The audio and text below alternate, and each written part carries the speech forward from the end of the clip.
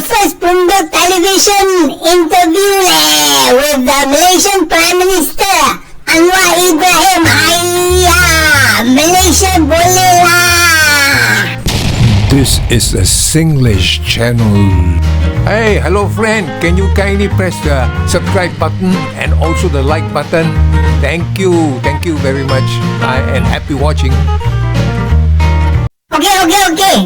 The PM urges focus on economy, governance, not racial issues And the nation main problem are currently the economy and governance, said the Prime Minister Anwar Ibrahim.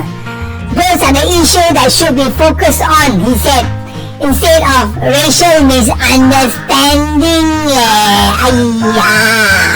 Okay. Comment from JW. He says, really? PM Anwar and Cabinet, as well as advisors, pro bono or not, can only focus on the economy. So racial issues are not important then. Sad for someone who has been talking about reformacy. What else is reformacy if not about fairness and freedom, as well as acceptance and inclusivity? Okay. Comment from Red Deer 6638. While we try to get our economy on the right track, Mr. Anwar, we should not ignore other problems like racism.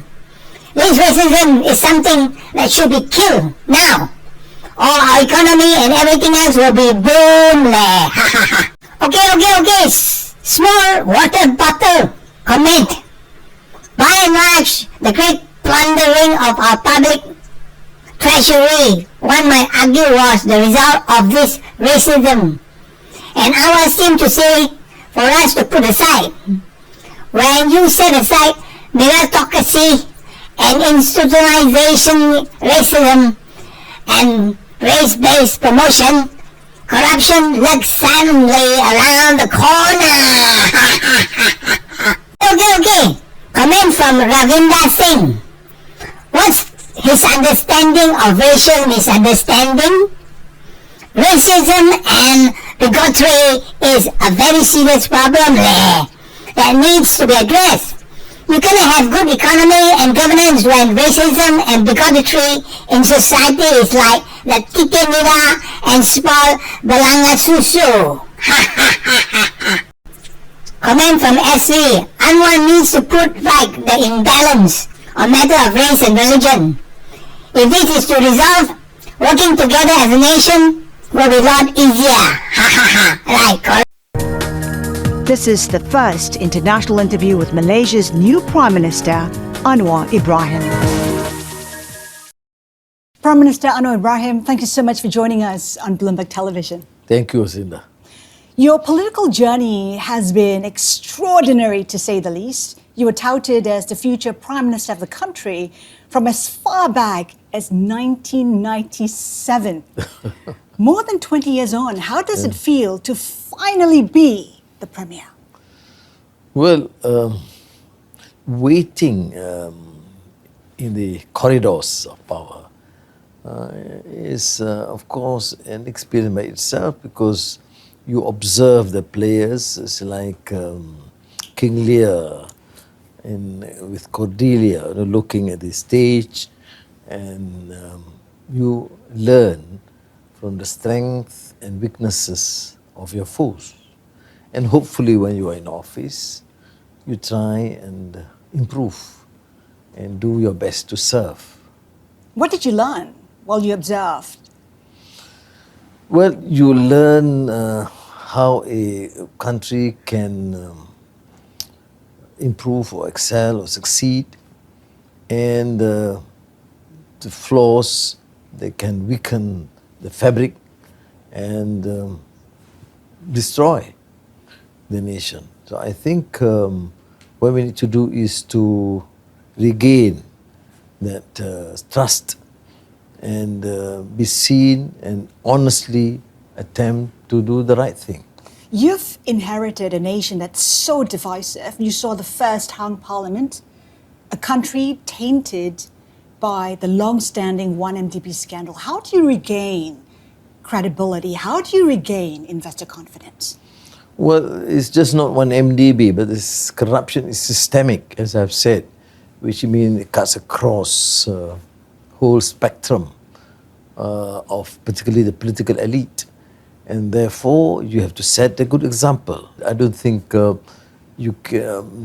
people are, generally quite critical, but they also expect change. They're also fed up with the situation. Malaysia shouldn't be known for its financial scandals or malfeasance. It should be known for its vibrant multiracial, multireligious society, for its capacity to move forward.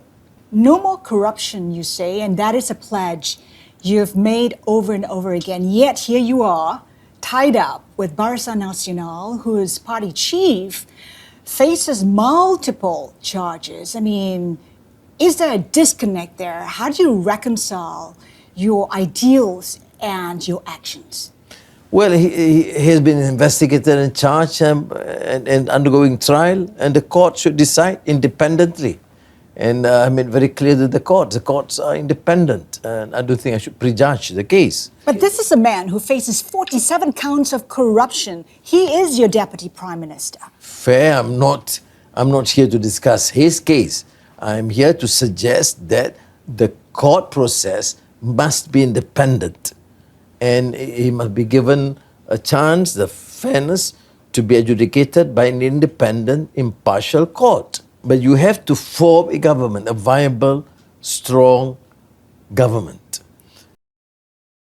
As long as the policy is accepted and no more excesses, I think fine.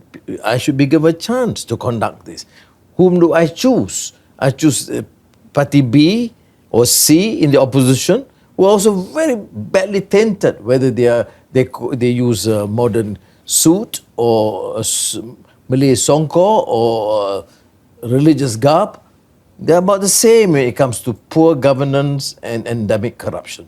Prime Minister, what if you lose your deputy prime minister? What if Zahid Hamidi is found guilty, sent to prison? What is the option? What is plan B? And what if Barisan Nasional pulls out, withdraws its support? Its support has been crucial to you becoming prime minister. We'll cross the bridge. What is plan B? For what now, if that happens? why do you prejudge a case? I went through this process. I don't think it is fair to prejudge the case. Let us move on. But for now, I happen to be also Minister of Finance. All the procedures, financial procedures come under me. There's not one trace I can find from any of my team now trying to squander through contracts or projects. And I am fine with that. Is it people who should judge me from the last 2 months?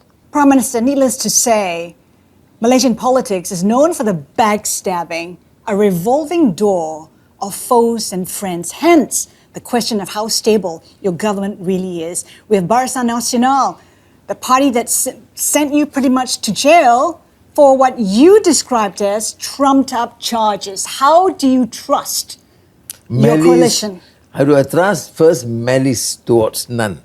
All right? There are many who were complicit to the crimes perpetrated against me. I said, I want to move on. Right?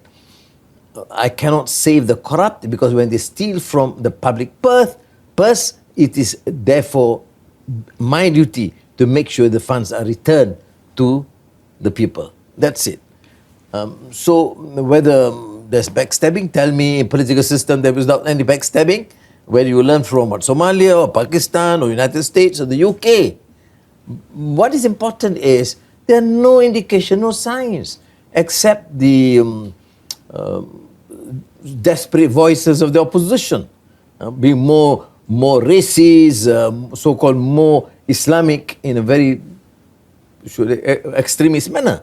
I think otherwise, policies are accepted. I mean, what's important in the government is stable, yes. Is the policy made clear? Yes. And I think we should move on in that direction. You talked about the rise of political Islam, and we suddenly saw that at the last election. growing voices urging for a more hardcore, conservative brand of Islam in Malaysia. Are you worried? How are you navigating it? Any Malaysian, a decent citizen, would be worried any trend towards racism or religious bigotry. I am not against Islamic ideals. I'm not against even Islam in politics, but I reject this notion of using religion as so-called an alim, a scholar, using religion to fortify your strength and abuse that position. And when you are criticized, you can't be criticized because you are a great alim. This is not how Islam works. Okay, you have to accept the reality in Malaysia. Yes, we should be practicing Muslims, but we are human beings. What is religion without care and compassion? What is religion without humanity? So we will have to fight them, and we will have to confront them. And I think ultimately, reason will prevail. The complicity of the international finance institutions, including particularly Goldman Sachs, is there. Otherwise, 1MD wouldn't have happened. And I think Goldman Sachs should come out clean and deal with Malaysia.